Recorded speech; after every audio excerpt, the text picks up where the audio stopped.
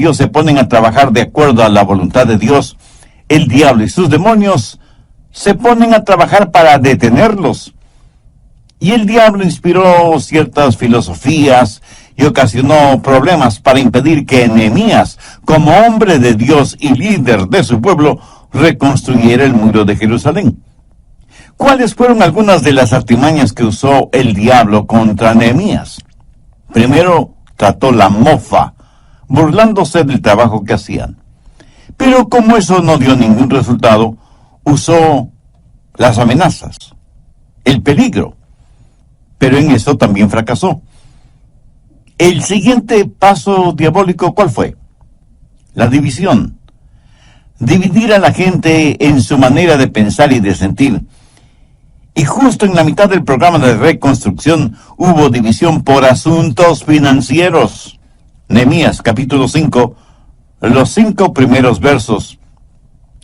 Entonces hubo gran clamor del pueblo y de las mujeres contra sus hermanos judíos. Permítame hacer una pausa aquí para enfatizar que el diablo prefiere 1000 veces el empezar argumentos y discusiones dentro de la iglesia que vender litros y litros de licor. La palabra clamor en este versículo significa griterío, voces airadas, discordia. Pero sigamos leyendo. Había quien decía: nosotros, nuestros hijos y nuestras hijas, somos muchos. Por tanto, hemos pedido prestado grano para comer y vivir. Y había quienes decían: hemos empeñado nuestras tierras, nuestras viñas y nuestras casas para comprar grano a causa del hambre. O sea que había hambruna en la tierra. La inflación era tremendamente alta y era difícil conseguir alimentos. Y había quienes decían: hemos tomado prestado dinero para el tributo del rey sobre nuestras tierras y viñas. Hoy quiero hablar sobre la fórmula de Dios para la libertad financiera.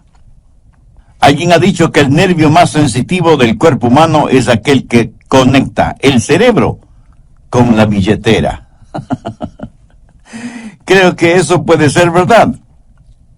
Sé que cuando se habla de finanzas, la gente escucha con atención, pero nerviosamente. Estoy convencido que toda escritura es dada por inspiración de Dios y que es provechosa y útil. Pero para que sea provechosa para nosotros hoy, debemos hacernos 3 preguntas. Primera, ¿qué significó entonces? Segunda, ¿qué significa hoy? Y tercera, ¿qué significa para mí personalmente? En el capítulo 5 de Nehemías descubrimos por lo menos 2 cosas. Primero, el problema de la esclavitud financiera. Y segundo, los principios de la libertad financiera. Veamos primero la esclavitud financiera de la gente en tiempos de Nehemías. Algunas personas dicen que la Biblia está pasada de moda. Pero solo el leer los primeros versos de Nehemías 5 es como estar leyendo las noticias financieras en cualquier periódico del mundo actual. Note 3 cosas en lenguaje moderno. Primero, luchas, problemas y divisiones en el mundo financiero. Segundo, había escasez de productos y los que había eran muy caros y era difícil conseguirlos, aún en el mercado negro. Tercero, la gente estaba hipotecando sus propiedades por segunda o tercera vez para tener dinero para comprar alimentos. ¿No le parece esto un fidedigno retrato de lo que nos sucede en la actualidad? Estamos hablando de depresión, de esclavitud financiera, cuando usted tiene que hipotecar su casa para poder alimentar a su familia. Pero no solo eso, sino que estaban ahogados en deudas. Mire Nehemías 5:4. Y había quienes decían: hemos tomado prestado dinero para el tributo del rey. O sea, tuvieron que endeudarse para pagar sus impuestos. ¿Se imagina? Pedir dinero prestado para pagar impuestos. Note que los impuestos gravosos no son ninguna cosa nueva. Existen desde hace mucho, mucho tiempo. Impuestos altos y deudas muy grandes. El tener deudas es una cosa terrible. Estar bajo esclavitud financiera es algo devastador. Gastar mucho más de lo que se gana es, mi amigo, una verdadera locura. Las deudas financieras siempre significan esclavitud financiera, pero eso no es el plan de Dios para sus hijos. Al margen de Nehemías 5, anote Deuteronomio 28, del 1 al 14. Descubrirá que Dios no quiere que usted sea el que debe, sino el que preste. Dios no quiere que usted sea cola de ratón, sino cabeza de león. Dios quiere bendecir a su gente sobre todas las naciones de la tierra y quiere darles libertad financiera. Pero muchos no tienen esa libertad financiera. Por el contrario, están en esclavitud financiera y ese es el plan de Satanás, porque no han entendido ciertos principios espirituales de libertad financiera. El diablo quiere mantenerlo en esclavitud y a él no le importa qué clase de esclavitud, solo le interesa que esté en esclavitud. ¿Está usted viviendo en esclavitud financiera? Escuche las 10 marcas de esclavitud financiera y vea si usted se identifica con alguna o algunas de ellas. Primero, cuando por falta de fondos adquiere a crédito los gastos diarios. Segundo, cuando deja de pagar el próximo mes algo que debe pagar ahora. Tercero, cuando pide dinero prestado para pagar impuestos o la hipoteca. Cuarto, cuando no tiene ni la menor idea de cuánto debe. Quinto, cuando sus acreedores le llaman repetidamente para que les pague. Sexto, cuando saca de sus ahorros para pagar cuentas actuales. Séptimo, cuando solicita un préstamo grande para pagar préstamos pequeños. Octavo, cuando usted y su cónyuge discuten acaloradamente sobre finanzas. Noveno, cuando comienza a pensar en formas deshonestas de pagar deudas. Y décimo, cuando le es difícil el dar sus diezmos y ofrendas para Dios. Escúcheme, no estoy diciendo que una persona que hace estas cosas está fuera de contacto con Dios. Hay muchas personas que aman honestamente a Dios y sin embargo caen en esta trampa. Al diablo le fascina cuando usted es esclavo de esta manera de actuar y de hacer, como hijo de Dios. La gente en tiempos de Nehemías estuvo bajo esclavitud financiera y estaban frustrados, tanto que se volvieron unos contra otros. Estaban haciendo un trabajo para Dios de acuerdo a la voluntad y al plan de Dios. Sin embargo, había algunos en esclavitud financiera y se sintieron frustrados e irritados y se volvieron unos contra otros.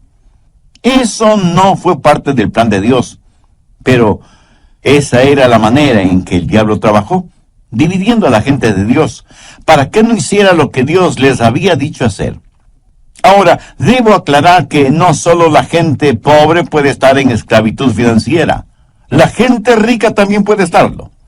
Leamos Nehemías 5, versos del 6 al 8. Y me enojé en gran manera cuando oí su clamor y estas palabras. Entonces lo medité y reprendí a los nobles y a los oficiales y les dije, exigís interés cada uno a vuestros hermanos.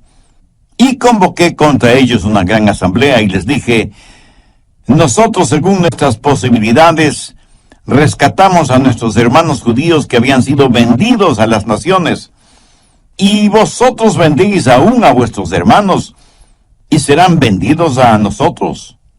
Y callaron, pues no tuvieron que responder.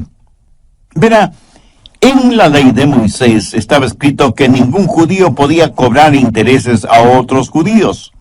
A un gentil sí, pero a un judío no. Eso lo establece claramente la ley. Pero estos judíos estaban quebrantando la ley y estaban cobrando enormes intereses a su propia gente y poniéndoles bajo esclavitud financiera. Y esto realmente disgustó enormemente al profeta de Dios. Por eso los reunió y les leyó la palabra de Dios y les dijo que dejaran de hacer aquello que iba en contra de la ley. Aquellos judíos ricos que estaban aprovechándose de la situación eran tan esclavos de las finanzas como los pobres a quienes explotaban. Escúcheme, el dinero es un maravilloso siervo mientras lo tenemos como siervo, pero es un amo insensible y exigente cuando permitimos que se convierta en nuestro amo. ¿Tiene usted más fe en el dinero y en las cosas materiales que en Dios. Si su respuesta es afirmativa, usted está en esclavitud financiera, y esa es la peor clase de esclavitud que puede experimentar un hombre o una mujer. Si usted quiere saber cuán rico es, sume todas las cosas que el dinero no puede comprar y que la muerte no puede destruir. Eso, mi amigo, eso es genuina y verdadera riqueza. Tiene ambiciones y metas en su vida que no están encuadradas dentro de la voluntad de Dios. Hay cosas que quiere hacer con su dinero, proyectos financieros, y que tendría vergüenza de invitar a Jesús a que sea parte de eso. Si es así, usted está en esclavitud financiera. Tiene usted un ardiente deseo de poseer dinero y ser muy rico lo más rápidamente posible, sea como sea y caiga quien caiga. Si es así, mi amigo, usted está en esclavitud financiera. Compromete su ética y sus valores cristianos y fracasa en cumplir y honrar obligaciones morales. Si es así, usted está en esclavitud financiera. Me conmovió mucho la noticia de prensa acerca de un muy distinguido hombre de negocios que renunció a la presidencia de una importante institución por no creer y por lo tanto negarse a promocionar la construcción de un nuevo casino. Y di gracias a Dios por este hombre. Y aunque la institución tenía legalizados todos los papeles, o sea que estaba actuando dentro de los parámetros de la ley, este hombre tuvo firmes y fuertes convicciones espirituales, morales y éticas como para no querer ser parte de eso y prefirió renunciar. Por supuesto, le aceptaron la renuncia. Alguna gente muy pobre está en esclavitud financiera. Alguna gente muy rica está en esclavitud financiera. El diablo las tiene a todas. A los primeros los esclaviza por la falta de dinero y a los segundos los esclaviza por el exceso de dinero. Nehemías estaba realmente enojado con los judíos ricos y los nobles que estaban extorsionando a sus propios hermanos. Y en el verso 14 les llama la atención para que vean cómo él vivía. Nehemías no fue la clase de líder que dice: no hagan lo que yo hago, hagan lo que yo digo. Él fue la clase de líder que, como el apóstol Pablo, pudo decir: seguidme, porque yo sigo a Cristo. Veamos cómo vivió este gran líder, este gran hombre de Dios, Nehemías. Ya hay algunos principios que quiero que veamos juntos. Creo que son magníficos principios porque son principios para la libertad financiera. Y cada hijo de Dios debe estar financieramente libre, porque Pablo dice en Filipenses 4:19, mi Dios pues suplirá todo lo que os falte conforme a sus riquezas en gloria en Cristo Jesús. Bien, veamos primero el principio de prioridad. Nehemías 5, versos 14 y 15. También desde el día que me mandó el rey que fuese gobernador de ellos en la tierra de Judá, desde el año 20 del rey Artajerjes hasta el año 32, 12 años, ni yo ni mis hermanos comimos el pan del gobernador. Pero los primeros gobernadores que fueron antes de mí abrumaron al pueblo y tomaron de ellos por el pan y por el vino más de 40 siclos de plata.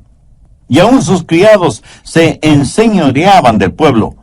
Pero yo no hice así a causa del temor de Dios.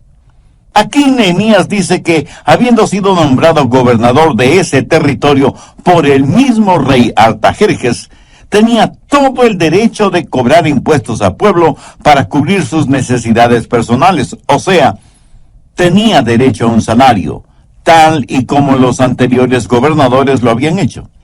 Pero note lo que Nehemías dijo: pero yo no lo hice así, a causa del temor a Dios. Nehemías tenía ciertos derechos, privilegios y prerrogativas, pero él no los utilizó. Él se rehusó a tomar lo que por derecho le pertenecía, por temor a Dios. ¿Qué quiso decir con eso? Que estando en tal estado de emergencia y habiendo tantos problemas, él estaba decidido a olvidarse de sus derechos, a fin de que Dios fuera glorificado. En otras palabras, él estaba poniendo a Dios primero. Tenía sus prioridades en orden. Dios es primero sobre todas las cosas. Mi amigo, mi amiga, ¿Está usted dispuesto a hacer lo mismo? ¿Dispuesto a poner de lado sus derechos financieros y darle el primer lugar a Dios? ¿Desea usted libertad financiera? Pues mire lo que Jesús dice al respecto en Mateo 6:33. Mas buscad primeramente el reino de Dios y su justicia, y todas estas cosas os serán añadidas. El Dios Todopoderoso no trabajará desde un segundo lugar. Y mientras usted tenga su negocio, sus planes, sus deseos, su familia, sus ambiciones como cosa prioritaria en su vida, nunca tendrá libertad financiera. Pero Jesús ha prometido que si usted tiene sus prioridades con Dios como la primerísima prioridad, y busca primero el reino de Dios y su justicia, todas las cosas correctas que anhela le serán concedidas. Ese es el principio de prioridad. Nehemías miró a las cosas que pudo haber hecho o tenido, pero no las quiso ni las tuvo porque quería glorificar a Dios. El temor de Dios, la voluntad de Dios, significó más para él que ninguna otra cosa. Si el dinero es su meta, si el dinero es su Dios, usted nunca tendrá libertad financiera. Si usted no pone a Dios en el primer lugar, usted es un necio que está jugando un juego en el que siempre perderá. Un hombre cierta vez dijo: es muy difícil para mí esto de confiar, de tener fe. Yo manejo realidades, y realidad es lo visible, lo palpable. Bueno, sí y no. ¿Es su casa real? ¿O los muebles, o la ropa, o las flores, etcétera, etcétera? Son cosas reales en el sentido de que las vemos y están ahí, pero no son reales en el sentido de permanencia, porque no duran para siempre. Veamos 2 de Corintios 4:18. No mirando nosotros las cosas que se ven, sino las que no se ven, pues las cosas que se ven son temporales, pero las que no se ven son eternas. La realidad no está en aquello que usted puede ver, palpar, gustar o sentir. La única realidad está en Dios. Amigo, si usted pone su confianza en las cosas que puede ver, tocar y saborear y sentir y contar, está viviendo en un mundo ilusorio. Las cosas que se ven son temporales, las cosas que no se ven son eternas. Y cuando Dios es nuestra prioridad número uno, es que estamos en contacto con la realidad. Voy a resumir brevemente lo que vimos en el programa anterior. Recuerde que estamos estudiando la vida de Nehemías, especialmente con lo que tiene que ver la reconstrucción del muro y de las puertas de la ciudad de Jerusalén. Estamos en el capítulo 5 de Nehemías. No se olvide que él era gobernador en el reino de Artajerjes en Persia y había escuchado de labios de aquellos que venían desde Jerusalén cómo la muralla y las puertas de la ciudad estaban destruidas. Nehemías, siendo un judío y hombre de Dios, sintió que su responsabilidad era hacer algo por su ciudad. Y como líder, convocó a los judíos para que le ayudaran en esa tarea. ¿Cómo vivió este gran hombre de Dios y extraordinario líder? En su vida hay algunos principios que quiero que los veamos juntos, porque creo que son magníficos principios para la libertad financiera. Y al término del programa anterior vimos el primer principio, el principio de la prioridad, o sea, tener como primerísima prioridad a Dios. Ni posición política, ni bienes materiales, absolutamente nada debe ocupar ese primer lugar que solo le pertenece a Dios. Y aunque Nehemías prestaba sus servicios como gobernador en un reino terrenal, era súbdito de un rey y un reino celestial. Entonces, el primer principio fue el principio de prioridad. Segundo, el principio de industriosidad o de laboriosidad. Nehemías 5:16. También en la obra de este muro restauré mi parte. Si su meta es tener suficiente dinero en el banco para no tener que trabajar más, es que no ha entendido de qué se trata la vida. Sabe que hay miles de personas que han hecho arreglos para no tener que trabajar nunca más. Sabe que la Biblia dice que hay que trabajar 6 días, pero también dice que hay que descansar. ¿Sabe por qué muchos no tienen libertad financiera? Porque piensan que trabajo es una mala palabra. En serio. Algunas personas no reconocen una oportunidad porque viene con ropa de trabajo. Hay mucha gente, aún en círculos religiosos, que buscan posiciones importantes, pero que no signifiquen demasiado trabajo. Y detrás del deseo de muchas personas de ganar miles o millones en diferentes loterías o en los casinos, está el anhelo de tener mucho dinero para no tener que trabajar. Se olvidan que significa aún más trabajo el cuidar el dinero. Nehemías financieramente estaba muy bien, debido a su alto cargo en el gobierno del rey, pero no tuvo ninguna vacilación de ir hasta Jerusalén y ponerse ropa de trabajo para reconstruir el muro. ¿Sabe cuál es el verdadero problema, especialmente en países desarrollados, afluentes y ricos? Que muchas personas viven exclusivamente de la ayuda que les da el gobierno. Y como reciben dinero sin trabajar, piensan que serían unos verdaderos tontos si buscaran trabajo, porque el gobierno dejaría de darles lo que les da. Al respecto, un notable estadista y economista internacional dijo sarcásticamente que en algunos países desarrollados sus gobiernos son los mayores promotores de la vagancia y el desánimo, porque sostienen a los vagos que no quieren trabajar y cargan con excesivos impuestos a aquellos que trabajan.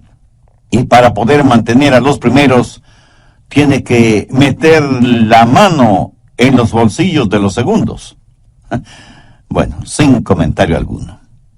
En el nivel económico usted no puede legislar para que la gente tenga libertad financiera. Las leyes no pueden sencillamente decretar que se termine la pobreza, quitando a los ricos lo que tienen para dárselo a los pobres, porque a la larga sucederá lo siguiente. Los pobres llegarán a ser ricos y por supuesto los ricos llegarán a ser pobres. Entonces habrá que quitarles a los nuevos ricos para poder dárselo a los nuevos pobres. Y ese es un círculo vicioso ad infinitum. No se puede multiplicar la riqueza dividiéndola.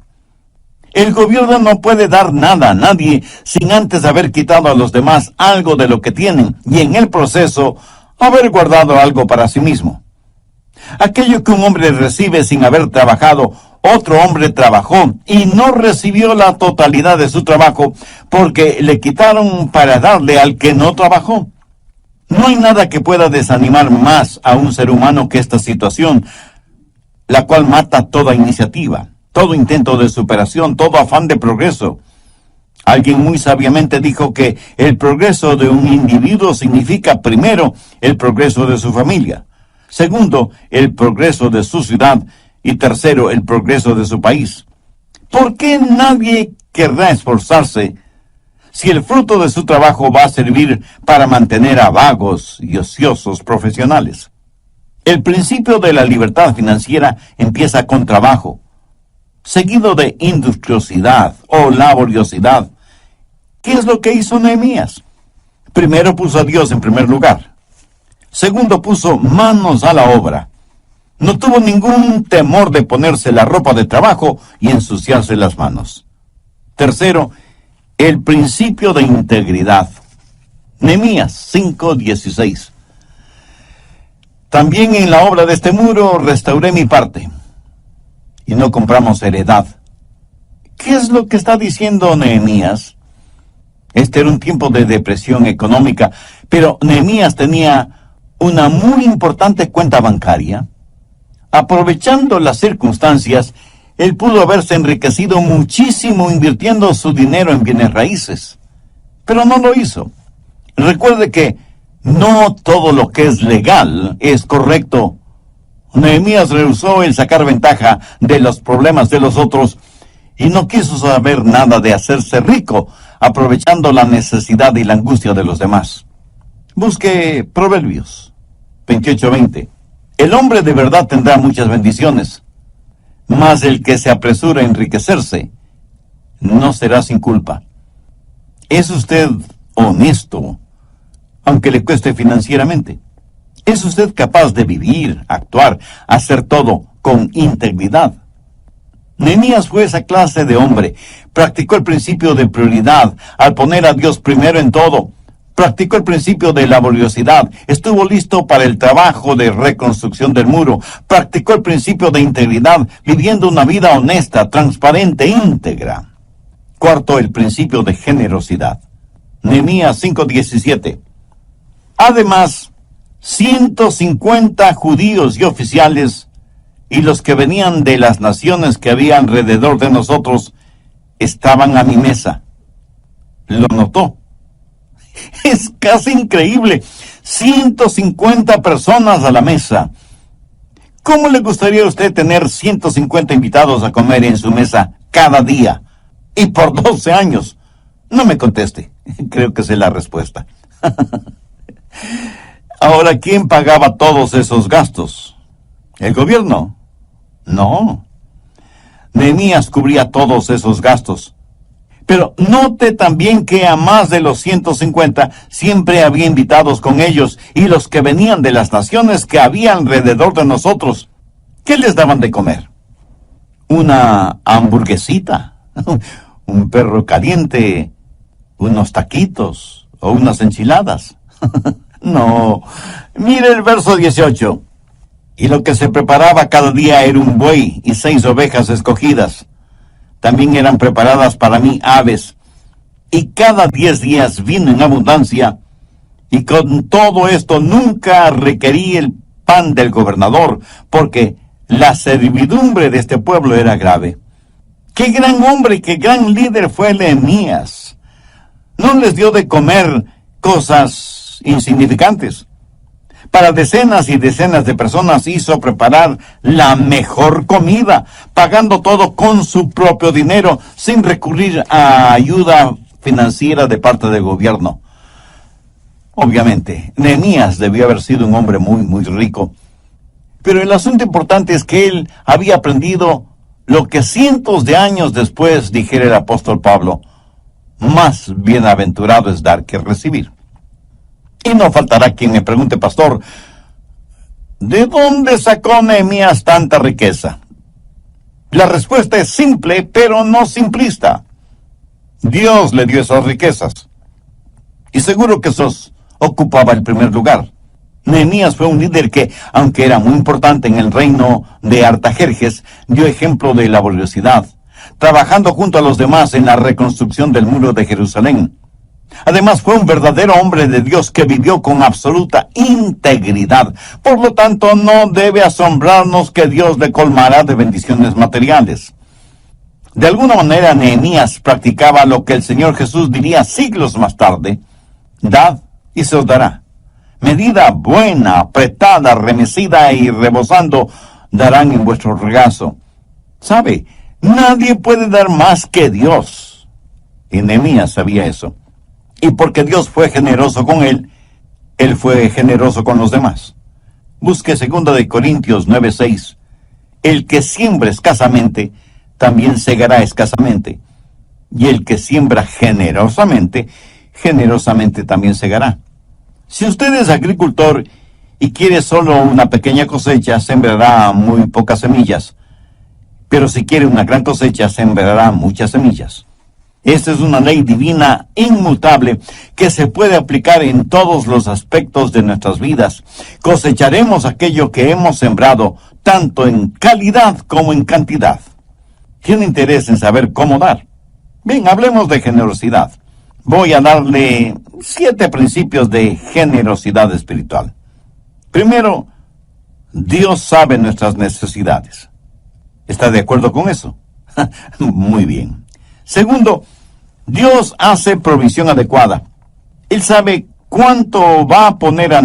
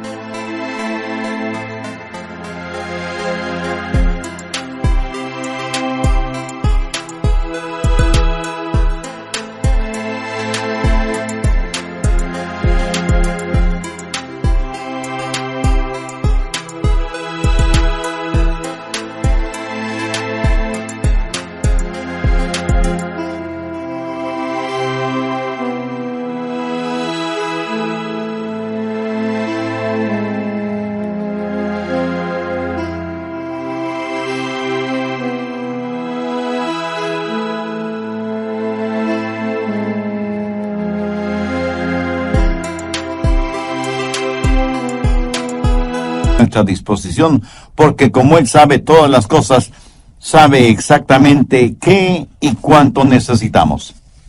Tercero, Dios se complace en dejarnos saber lo que Él quiere que hagamos. Hay alguien que piensa que Dios nos dice que debemos hacer su voluntad, pero rehúsa en revelarnos cuál es su voluntad. Dios sabe cuál es la necesidad y cuánto de esa necesidad la va a solucionar por nuestro intermedio. Cuarto, Dios nos capacita en forma suficiente para que podamos hacer lo que Él nos guía para que hagamos. Nos pedirá Dios que hagamos algo que no podemos hacer.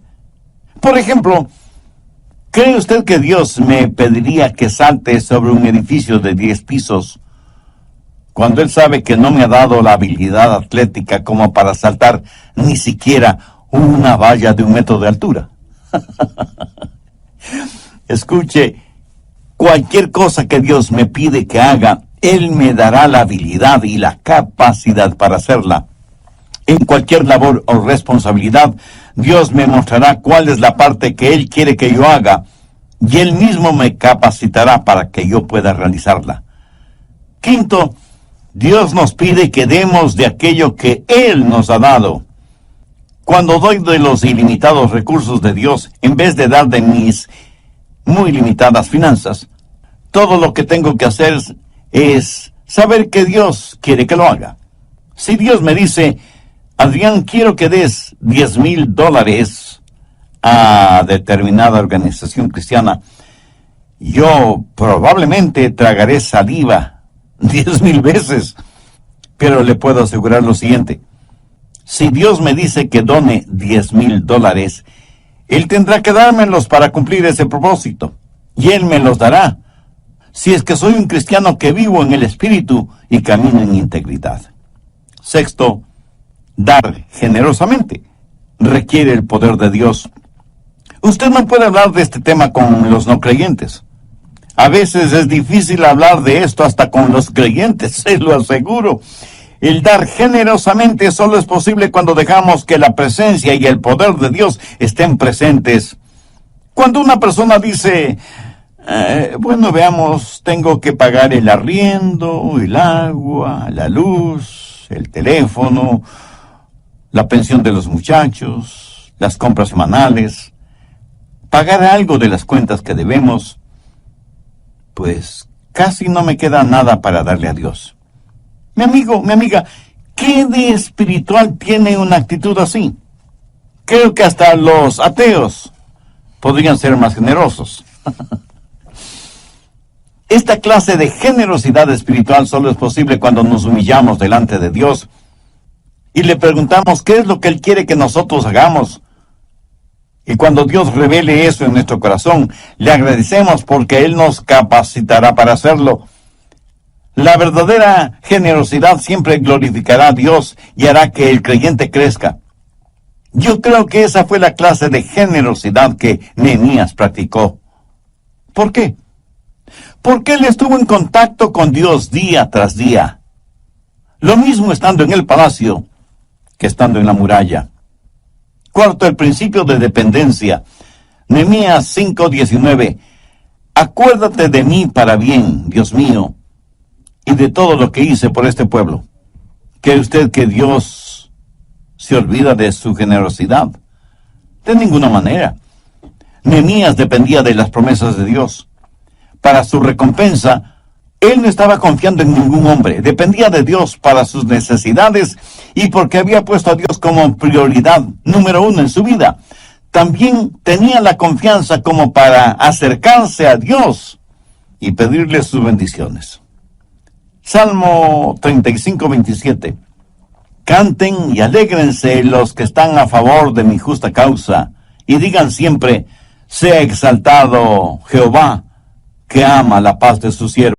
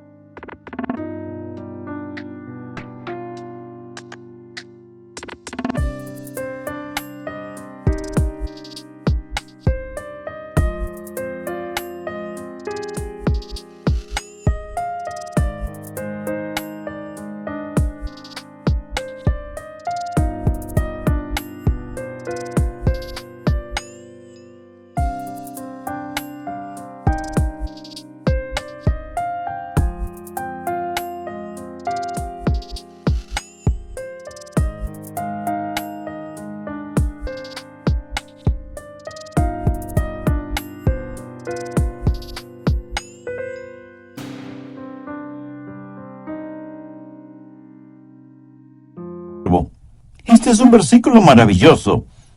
Dios debe por siempre ser exaltado y magnificado, porque Él se alegra y se goza en la prosperidad de sus siervos. Si usted es una persona honestamente próspera, Dios siente satisfacción por su prosperidad. Dios no quiere que usted viva en esclavitud financiera. Él quiere liberarlo de esa esclavitud. Estos principios, el de la prioridad, el de la laboriosidad, el de la integridad, el de la generosidad y el de la dependencia, si los pone diariamente en práctica, le puedo asegurar por experiencia propia que revolucionarán su vida espiritual y su vida financiera. Si usted aún no es un hijo o una hija de Dios, sabe que puede hacer esa decisión ahora mismo. Le invito a hacer una sencilla oración como la siguiente.